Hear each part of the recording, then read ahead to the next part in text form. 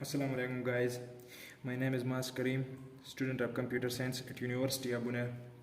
Our today topic is about electric field and electric field intensity. तो चले सबसे पहले हम इलेक्ट्रिक फील्ड को डिस्कस करते हैं. इलेक्ट्रिक फील्ड की डिफिनीशन ये है द रीजन और space around a source charge where a test charge can experience force. For example हमने एक सोर्स चार्ज कंसिडर किए, एक सोर्स चार्ज है, इसकी फील्ड मतलब उसकी असर यहाँ तक हम महसूस कर सकते हैं.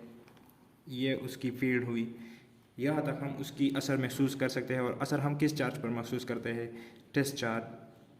ये एक टेस्ट चार्ज है जो टेस्टिंग के लिए यूज़ होता है. तो जब हम ये इस बाउंड्री से इनर ले आते हैं तो इसकी जो सोर्स चार्ज है उसकी असर हम महसूस कर सकते हैं.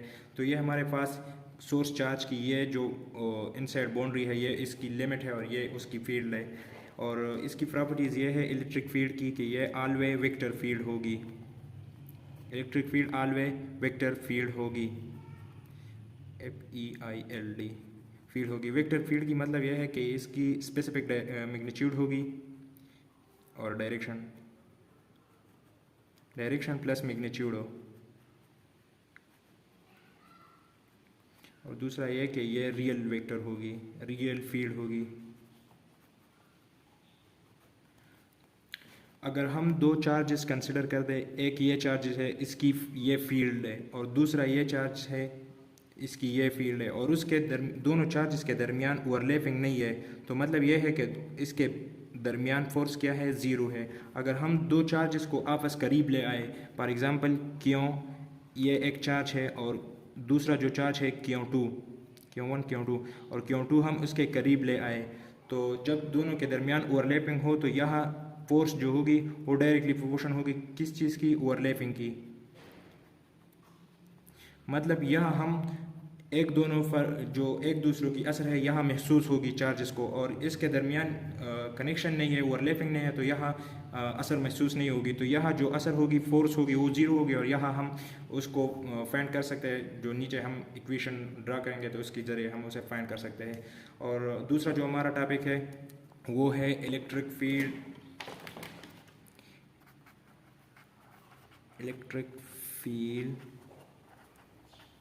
इंटेंसिटी. इलेक्ट्रिक फील्ड इंटेंसिटी की डिफिनीशन कुछ इस तरह से है: फोर्स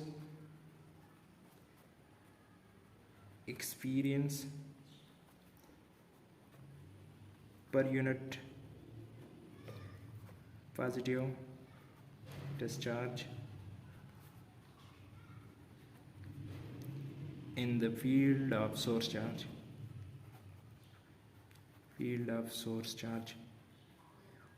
सोर्स चार्ज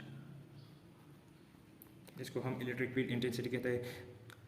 फील्ड तो आप लोगों ने समझ ली गए फील्ड किस चीज़ को कहते हैं. तो ये हमारे पास एक सोर्स चार्ज है, ये उसकी फील्ड है.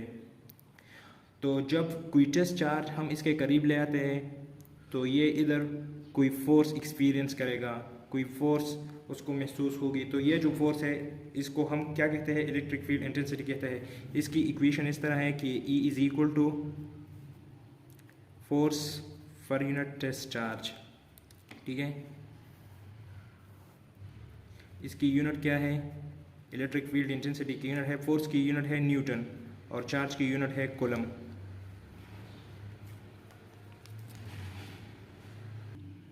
अब जो हमारे पास है, अब हम फाइंड करना चाहते हैं इलेक्ट्रिक फील्ड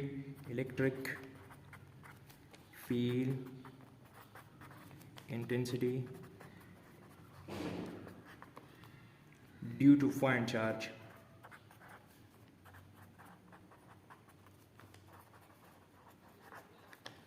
अब हम इलेक्ट्रिक फील्ड इंटेंसिटी फाइंड करना चाहते हैं due two point charge. Point charge कैसे कहते हैं? जिसकी डायमेंशन उसकी जो चार्जेस के माबेन जो डिस्टेंस होगी उससे ज़्यादा, मतलब ये हमारे पास एक पॉइंट चार्ज है, दूसरा पॉइंट चार्ज फॉर एग्जांपल इधर है, तो इस की जो डिस्टेंस है उन दोनों के दरमियान ये उसकी डायमेंशन से बहुत ज़्यादा है. तो जब चार्ज की डायमेंशन से चार्ज की जो डायमेंशन है उससे उसकी माबेन की डिस्टेंस ज़्यादा हो तो उस चार्ज को हम पॉइंट चार्ज कंसिडर कर सकते हैं. तो मैंने एक चार्ज क्यों कंसिडर की और एक टेस्ट चार्ज, इसकी फील्ड बहुत ज़्यादा है तो हमने आर डिस्टेंस पे एक टेस्ट चार्ज रख ली। तो हम अब उसकी इलेक्ट्रिक फील्ड इंटेंसिटी फाइंड करना चाहते हैं। तो इलेक्ट्रिक फील्ड इंटेंसिटी की इक्वेशन तो आप लोगों ने पहले देखी कि क्या है, force per unit test charge. जो ये टेस्ट चार्ज है इसके दरमियान जो फोर्स है कूलम्बिक फोर्स वो F है, और हम इलेक्ट्रिक फील्ड इंटेंसिटी फाइंड करना चाहते हैं ड्यू टू पॉइंट चार्ज। ये पॉइंट चार्ज है तो F की इक्वेशन क्या है, F आप कूलम्बिक फोर्स से फाइंड कर सकते हो। F इज इक्वल टू के, एक तो पॉइंट चार्ज है क्यों, और दूसरा जो है टेस्ट चार्ज है क्यों ना, डिवाइड बाय आर स्क्वायर हो। तो ये तो F की इक्वेशन बनी। तो ये आप इधर फुट कर दे क्यों नॉट अपनी जगह।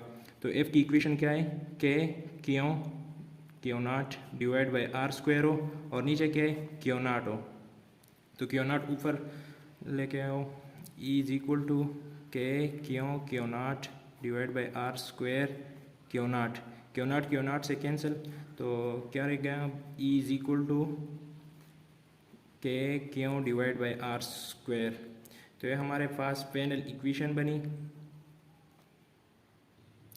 अब तो आप लोगों को पता है कि के की वैल्यू क्या है और किस चीज़ की बराबर है। तो के 1/4 एप्सिलॉन नॉट के बराबर है। तो हाँ, तो के की जगह आप ये पुट कर दें इधर इस इक्वेशन में। तो ई हमारे पास बराबर हुआ 1/4 एप्सिलॉन नॉट मल्टीप्लाई बाई क्यों डिवाइड बाई आर स्क्वायर। तो ये हमारे पास इक्वेशन बना। दूसरा इक्वेशन ये भी है इक्वेशन 1, ये भी इक्वेशन 2। ये तो वो इक्वेशन है जब हमारे पास दोनों चार्जेस के दरमियान डिस्टेंस आर होगी। जब अगर ये डिस्टेंस हम बहुत ज़्यादा इंक्रीज़ कर दें, मतलब ये अगर चार्ज की ये पॉइंट चार्ज है उसकी फील्ड इस जगह तक है, ये उसकी फील्ड हुई, ठीक है। तो यहाँ तक तो ये इक्वेशन वैलिड है। लेकिन अगर हम ये टेस्ट चार्ज यहाँ रख दें तो अब तो ये उसकी लिमिट्स जो पॉइंट चार्ज की जो फील्ड है ये तो अब इससे बाहर है। तो ये यहाँ जो फोर्स होगी वो हमारे पास ज़ीरो होगी, इलेक्ट्रिक फील्ड भी हमारे पास ज़ीरो होगी। ये कैसे होगी, अब ये हम इस इक्वेशन से मालूम कर सकते हैं। फॉर एग्जांपल E जो है हमारे पास के क्यों डिवाइड बाय आर स्क्वायर है, और अगर R इनफाइनाइट हुई, जब ये इन्फिनिटी में है तो R हमारे पास क्या हुई, R हमारे पास इनफाइनाइट हुई। तो ये फुट कर दे आप इधर। तो E is equal to k क्यों डिवाइड बाय इन्फिनिटी स्क्वायर हो, और जब कोई भी चीज़ आप इन्फिनिटी पर डिवाइड कर दे तो वो किस चीज़ के बराबर होती है, ज़ीरो के। तो E is equal to zero. तो इलेक्ट्रिक फील्ड भी हमारे पास ज़ीरो होगी। यहाँ ज़ीरो नहीं होगी क्योंकि चार्ज जो है inside electric field of point charge है। यहाँ जो इलेक्ट्रिक फील्ड होगी वो ज़ीरो नहीं होगी। और इस केस में जहाँ टेस्ट चार्ज हम इलेक्ट्रिक फील्ड पॉइंट चार्ज की इलेक्ट्रिक फील्ड से बाहर रख दें तो वहाँ हमारे पास फिर इलेक्ट्रिक फील्ड भी ज़ीरो होगी और फोर्स भी ज़ीरो होगी। तो इस इक्वेशन में हमारे पास इलेक्ट्रिक फील्ड ज़ीरो आई और इस इक्वेशन में हमारे पास इलेक्ट्रिक फील्ड ज़ीरो नहीं है।